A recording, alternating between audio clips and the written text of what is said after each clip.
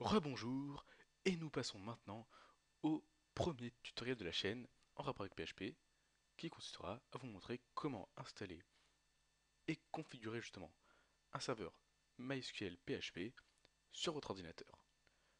Donc vous aurez remarqué que je suis sous Linux, donc Ubuntu, mais dans les prochaines minutes de cette vidéo, je vous montrerai comment l'installer sous Windows et Mac. Ne vous en faites pas.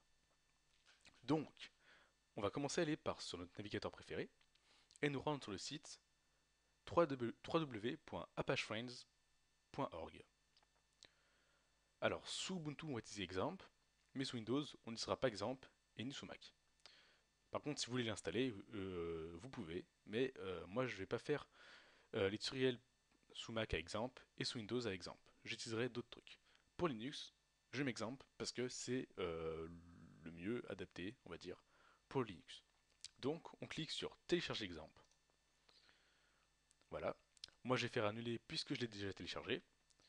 Une fois que c'est fini, vous allez vous rendre dans votre dossier de téléchargement sous Ubuntu et lancer un terminal avec les raccourcis clavier CTRL-ALT-T. Si vous ne savez pas, si vous avez mal entendu, ou si vous ne savez pas où se trouve la touche Alt, la touche CTRL et la touche T, sous Ubuntu, il vous suffit d'appuyer longtemps sur la touche Super et vous avez tous les raccourcis. Voilà. Alors tout simplement maintenant, on va se mettre en mode administrateur, donc super utilisateur, donc on va taper sudo su, on va taper notre mot de passe d'ordinateur, ou de session si vous préférez. Voilà, on va faire un petit clear. Et maintenant, on va se rendre dans le dossier téléchargement avec la commande cd téléchargement. Voilà. Donc maintenant, pour lancer Xampp Linux 64 installeur, moi je suis sous 64 bits, si vous êtes sous 32 bits, le téléchargement vous aura téléchargé la version 32 bits automatiquement.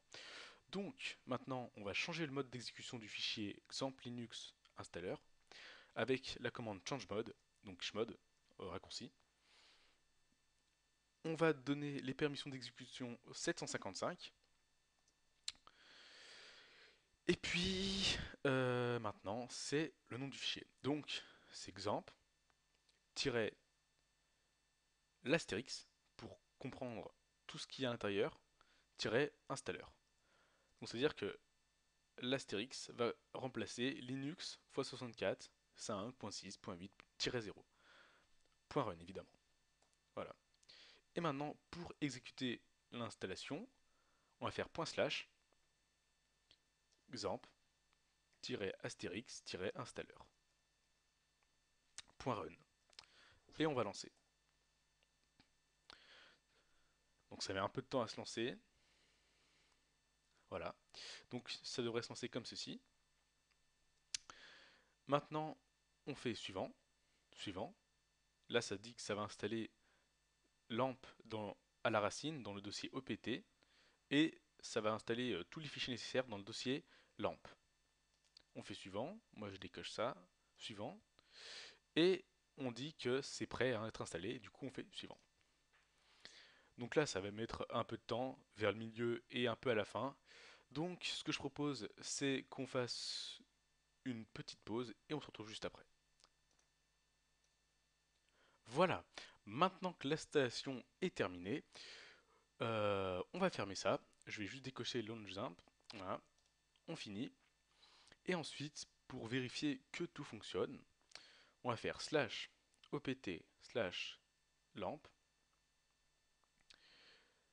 slash lamp start.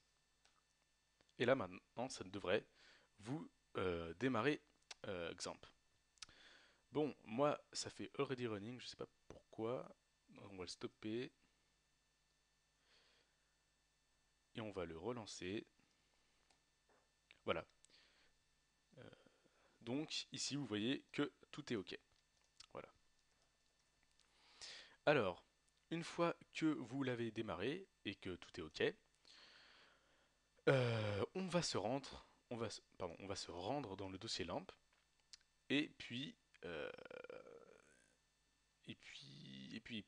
on va déjà configurer la sécurité. Voilà.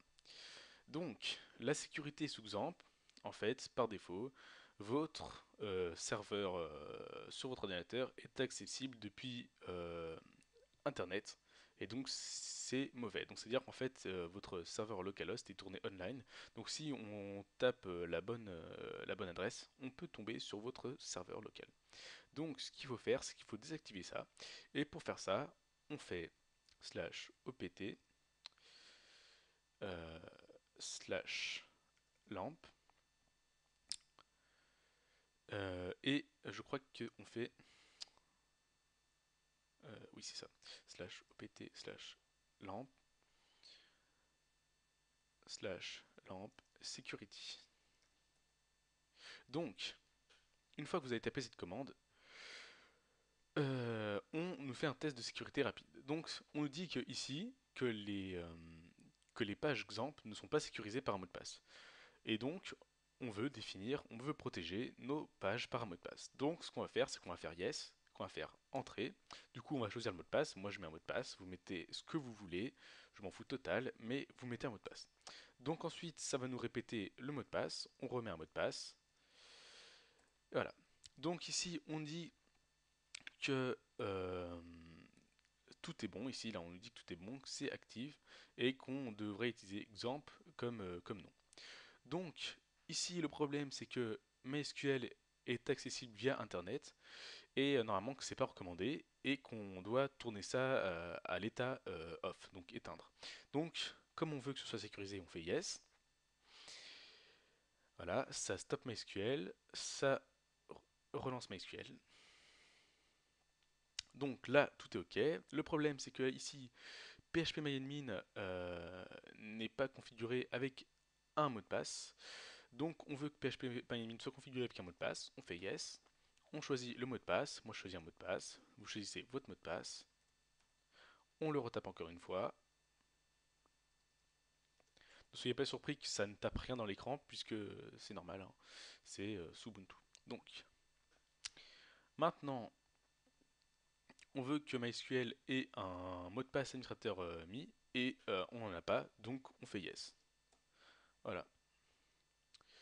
Alors, je tape mon mot de passe, vous tapez le vôtre. Voilà, encore une fois.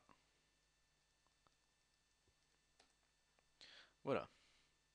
Maintenant, on nous dit que le password FTP pour l'user daemon est tourné à XAMPP, et donc on veut le changer. Donc on fait yes. On met le mot de passe, vous mettez votre mot de passe. On le retape encore une fois. Et tout est bon. Là, on est bon. On va faire un petit clear pour y voir plus clair. Oui, j'ai oublié le R. Voilà. Et maintenant, ce qu'on fait, c'est que on veut pouvoir enregistrer déjà un projet. Donc pour cela, on va aller dans htdocs, puisque c'est ici qu'on enregistre nos projets. Donc vous aurez tout de suite remarqué, quand on fait un clic droit, on ne peut pas créer de nouveau dossier, et donc pas créer de projet. L'astuce, c'est de reprendre notre cher ami l'invite de commande, donc le terminal, et de se rendre dans opt slash lamp slash htdocs et de créer un nouveau dossier avec la commande mkdir. Bien sûr, ceci est assez, entre guillemets, pénible, puisque on est toujours obligé de passer par le terminal pour créer un nouveau dossier. Donc, comment faire pour que on puisse créer un nouveau dossier depuis un clic droit et que ce soit le plus tourné utilisateur possible.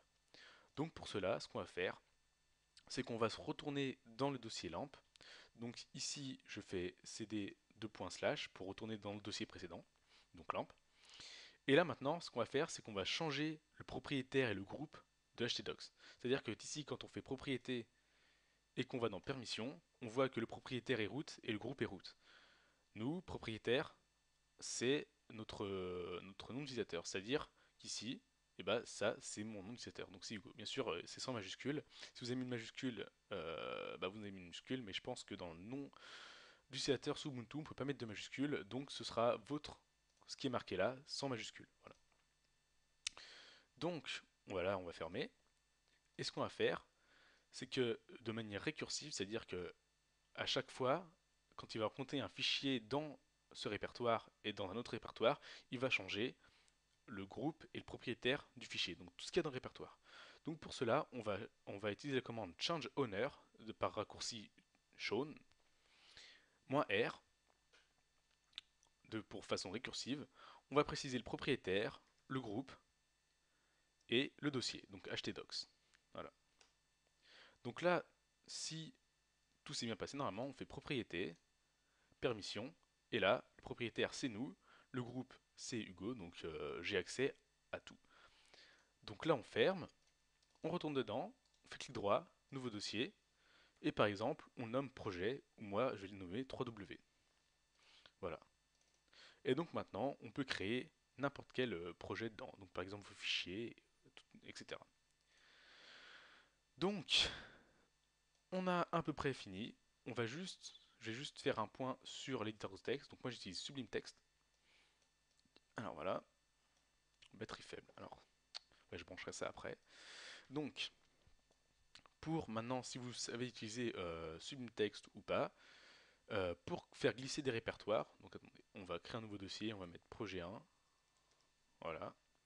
Pour, moi j'utilise Sublime Text puisque il reprend les répertoires et on peut reprendre le travail, même après une fermeture de session ou d'ordinateur, on peut reprendre le travail en 10 secondes. C'est-à-dire qu'on peut faire glisser le fichier, le répertoire de votre projet, et le glisser là-dedans, c'est-à-dire qu'on a tous les fichiers du projet. Bien sûr, là, il n'y en a pas, il est vide, donc il n'y en a pas. Mais par exemple, si j'éteins mon ordinateur et que je le rallume, et ben j'ai directement mon projet, directement dans mon éditeur de texte. Donc je vous conseille ce LumeText, qui est un très bon éditeur de texte, pour coder, et je trouve personnellement très bien. En plus, on peut ajouter des thèmes, donc c'est pas mal.